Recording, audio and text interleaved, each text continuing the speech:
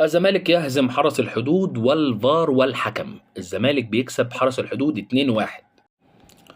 انا مش فاهم لغايه امتى هنفضل نقول حكام حكام حكام. ارحمونا ارحمونا، مفيش حكم عدل. ثانيا بقى، الباشا اللي عايز يمشي ناصر منسي من الزمالك، انت شايف ان انت عندك مهاجمين حلوين عشان تمشي ناصر منسي؟ اقسم بالله مهاجم كويس جدا، محتاج بس حد يشتغل معاه شويه، وهو محتاج يشتغل على نفسه.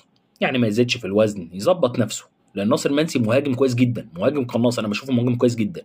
فمحتاج ان هو يشتغل على نفسه، واتمنى ما يمشيش. هنخسره والله هنخسره. اتمنى ما يمشيش، لان انت ما عندكش كواليتي عالي دلوقتي، وداخل على كوارث. انت داخل على كوارث عشان تفك القيد، محتاج معجزه الهيه. فانت لازم تبقى محافظ على ناصر منسي ومحافظ على اللعيبه اللي عندك. بخصوص ضربه الجزاء بتاعت بزيرة اللي الحكم لغاها، مش عارف، انا شاكك بصراحه عشان نتكلم بوضوح. انا شايف ان ممكن ما يبقاش فيها ضربه جزاء، ممكن، لكن مش عارف، محتاج بس اراء الناس، لان انا شايف انها ممكن تحتمل ضربه جزاء، وممكن احتمال ما فيهاش ضربه جزاء، الله اعلم. الملكي الزمالك يفوز 2-1، وريال مدريد الملكي يفوز 2-0 على اشبيليه. مباراه كانت صعبه جدا، مقفله جدا. الريال ملوش طعم ولا لون ولا ريحه مع تشافي مفيش، بجد والله مفيش ولا طعم ولا لون ولا ريحه معاك. الريال لا يقدم اي شيء معاك. انانيه مفرطه من لعيبه بتلعب لعب فردي، والباشا قاعد بره كل اللي عليه يقعد يعمل كده بس. يعني مفيش اي حتى رد فعل على انانيه من بعض اللعيبه، على عدم لعب جماعي، على الباكات اللي الباشا حاططهم وبيلعب بيهم. مفيش اساسا عند الريال باكات حاليا.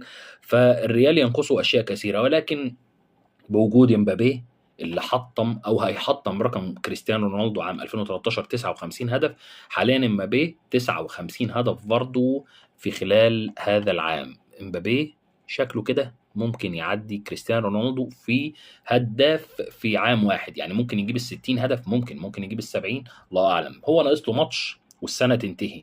هل هيعدي كريستيانو ولا مش هيعدي كريستيانو؟ ما حدش يعدي رقم كريستيانو اعتقد في الموسم. خلينا نشوف هيعدي ولا مش هيعدي.